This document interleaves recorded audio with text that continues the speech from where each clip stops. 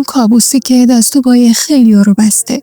حتی برخی فکر میکنن ذاتیه و برخی شاید اسمشو بذارن شانس موفقیت. بعضی‌ها یه غول میبیننش.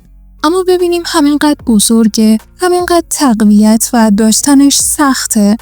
منظورم اراده است. تقویت اراده یه نکته خیلی ریز داره که اون نکته رو خیلی خلاصه و بدون حاشیه تو همین ویدیو قراره برای همیشه بگیری. پس با دقت گوش کن.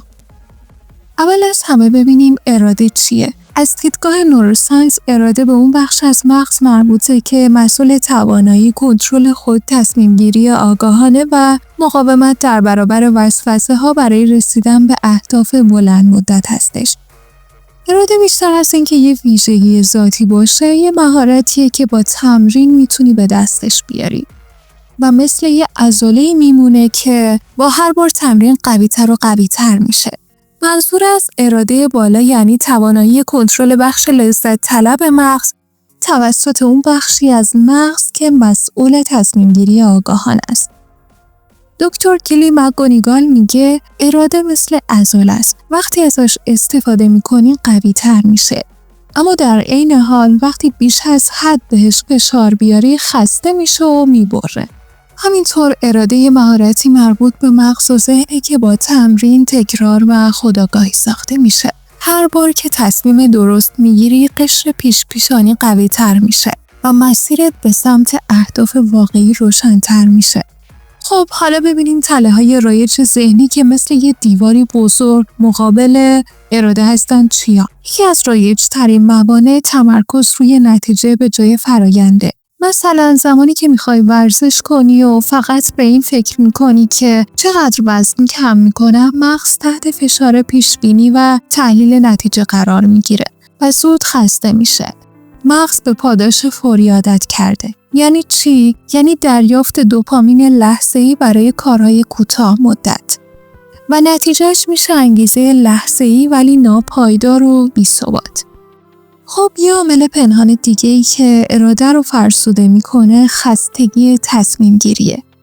هر انتخابی حتی کوچیک مقداری از انرژی ذهنیت رو میسوزونه.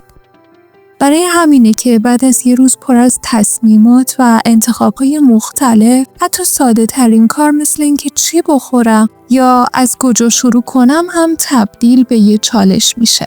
خب تا اینجا به صورت کلی فهمیدیم اراده یعنی چی. اما از این به بعدش جذاب‌تر میشه. لایک کن که بریم برای بخش‌های بعدی. خبر خوب اینه که تقویت اراده نیازی به کارهای سخت و عجیب و غریب نداره. تو فقط به درک درست از نحوه کارکرد مغزت نیاز داری. بذار برات خیلی ساده بگم. مغز عاشق پاداشه. ولی اگه یادش بدی که پاداش اصلی توی فرایند و مسیر نهفته، اون وقت خود مسیری که برات لذت بخش میشه. حالا برسیم به همون گام هایی که برای لذت بخش تر کردن مسیرت نیاز داری. اولین گام اینه که کوچیک ولی مداوم شروع کنی. وقتی هدفات خیلی بزرگ باشن، مغز احساس خطر میکنه و بهت میگه ولش کن، فعلا وقتش نیست. چون احساس میکنه اون کار بزرگتر از ظرفیتشه، پس نمیتونه هضمش کنه و در نتیجه ناامید میشه. ولی وقتی با قدمای کوچیک شروع کنی، هر پیشرفت کوچیک بهت احساس موفقیت و رضایت میده. همون چیزی که نیازش داری. و دوپامین طبیعی آزاد میشه و چراغ انگیزه دوباره روشن میشه. گام دوم اینه که انرژی ارادت رو خرج چیزای مهمتر کن. هر تصمیم کوچیکی بخشی از سوخت ذهنت و مغزت رو میسوزونه. پس تعداد تصمیمات و انتخابایی که انرژی ازت میگیرن رو کمتر کن.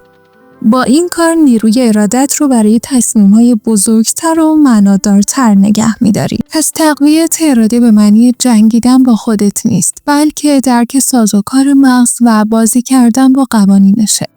هر بار که یه انتخاب آگاهانه‌تر می‌کنی، حتی خیلی کوچیک، داری مسیر جدیدی توی مغزت می‌سازی. و اون قشر از مغز که مسئول تصمیم گیری هست رو قوی‌تر می‌کنی. و ذهن تو جوری تربیت میکنی که کم کم خودش راه درست رو انتخاب کنه بدون اینکه مجبورش کنی.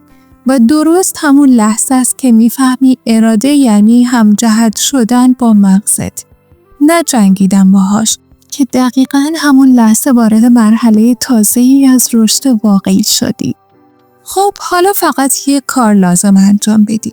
به جای اینکه مدام با خودت بگی باید قوی تر شم یا مدام قدم‌های بزرگ رو توی ذهنت تصور کنی یا بسازی، یه تصمیم کوچیک و قابل انجام طبق همین شرایطی که همین الان داری در راستای همون کاری که توی ذهنته و اون تصمیم بزرگ بردار. خیلی کوچیک، یه کار کوچیک و همین امروز انجامش بده. اون یه قدم کوچیک میتونه نقطه تغییری باشه که سالها دنبالش بودی. تو این ویدیو یکی دیگه از مشکلات رایج رو بررسی کردیم. اگه به بحثایی در مورد ارتقای مهارت‌های زندگی، ارتباطی و موفقیت و توسعه فردی مثل مدیریت هیجان و احساسات، مدیریت زمان، مدیریت ارتباطات و مراقبت از سلامت ذهن و مغز علاقه داری، نظرتو کامنت کن. لایک کن و ویدیوهای مهم بعدی رو از دست ندی.